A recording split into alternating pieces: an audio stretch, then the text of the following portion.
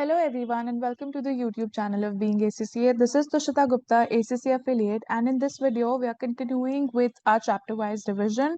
This is chapter number 3, which talks about your investment decisions. Pretty small, simple chapter. So much that you've covered in your previous studies also. So without any further ado, let's get started. Now, whenever you talk about making investments, there are two types of basically expenditures or investments that you can perhaps do. So if you talk about the expenditure types, expenditures can basically be of two types. Number one being your capital expenditure, and number two being your revenue expenditure. So I'm pretty sure you would be familiar with these terminologies. If you're not, basically capital expenditure is about the acquisition of any non-current assets, or if you're improving any non-current assets. Let's suppose the capacity of my machine earlier was to produce 1,000 units. Now with certain improvements that I've made, now my machine can produce 2,000 units.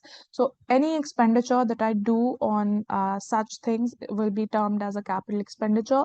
Usually the benefit that I get from this sort of an expenditure is going to be, the benefit is going to be lasting for a period of more than 12 months, more than a year, is what my benefits are going to look like, usually from a capital expenditure. Now, revenue expenditure is the sort of money that I spend basically on maintenance and repairs of my non-current assets. So any money that I spend for maintaining and repairing of my non-current assets will be termed as revenue expenditure. Now, these are the two types of expenditures that can be there. Now, let's talk about a few techniques, few methods through which we appraise investments, through which we evaluate whether or not an investment is good. So, the number one concept that we learn when it comes to this chapter is going to be the payback period. So payback period is nothing but the amount of time, the number of months or years it takes for a project to pay back the initial investment.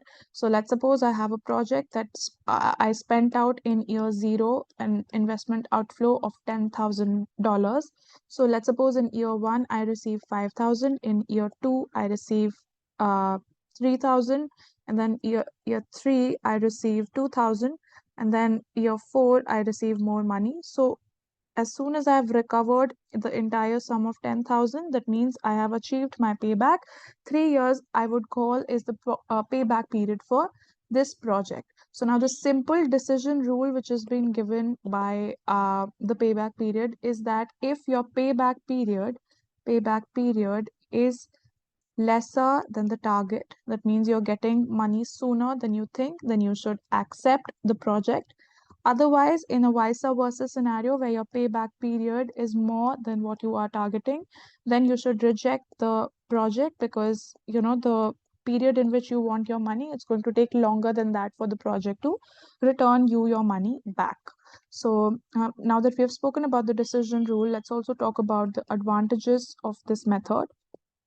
Now, the advantages are, number one, that it's very simple. Number two is that it is very easy to calculate.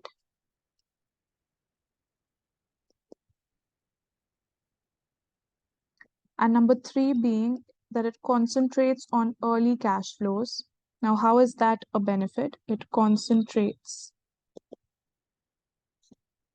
on early cash flows. How is that a benefit? The early cash flows, if you talk about, are more certain, and these are more important. The early money that you receive from the project in the initial years, it's more important for such organizations who are facing liquidity issues. So for any organizations facing liquidity issues, such early cash flows are more important. So these are the advantages. Now this method is not with only its advantages, it has its fair share of disadvantages also. Now let's speak about a few disadvantages. Number one being that it ignores the cash flows which happen after the payback. So CFs after payback are ignored.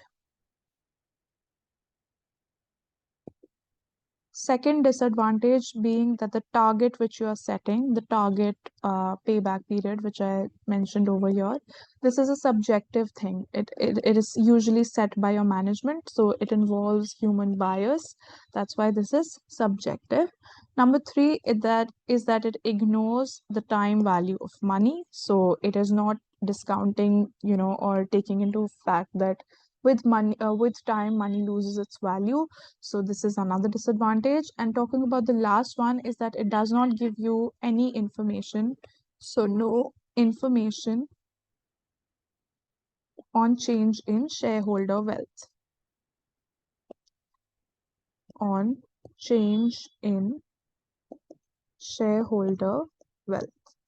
So this is the last disadvantage. All right. Now let's move to the next method. The next method basically talks about the discounted payback. So the limitation which is there, that it ignores the time value of money. We have another method in which we discount the cash flows. So we incorporate the fact that that money has a time value, that money loses its value with time. So discounted payback, basically your cash flows, whatever cash flows are there, they are discounted to their present values, and then you calculate the payback. This is how the discounted payback method works. All right. Now, another method through which we appraise, evaluate investments is called ROCE, which is return on capital employed. You can also call it as ROI, which means return on an investment. And this is also called as ARR, which is the accounting rate of return. Now, we have a formula through which we calculate the ROCE. So ROCE is equal to your average annual operating profits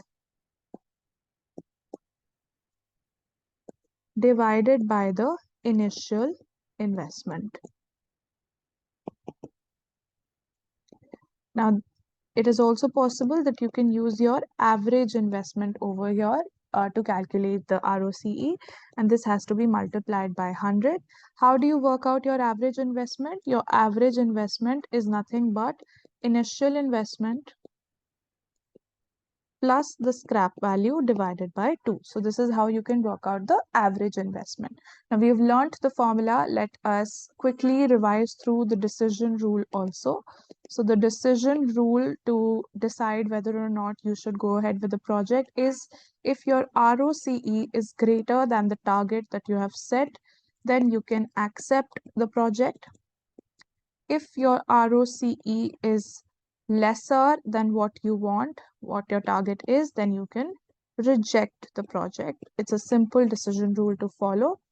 So let's talk about the advantages now. Number one advantage being is that it uses readily available accounting information. So all of the, if you see your numerator, your denominator, you can find it pretty easily in your books of accounts. So readily available accounting information is being used by this method.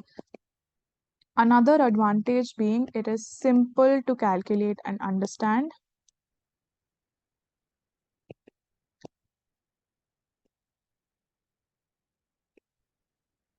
Another advantage being that it is often used by financial analysts to appraise financial performance. Often used by financial analysts to appraise performance. So it's a good indicator. It tells you how profitable your investment is. So this is another advantage. Now, quickly revising through the disadvantages also. Number one disadvantage being that it is, there are different methods. Like over here, we saw that you can either calculate through average or through initial investment. So the different methods that we have may cause confusion. So different methods of calculation may cause confusion.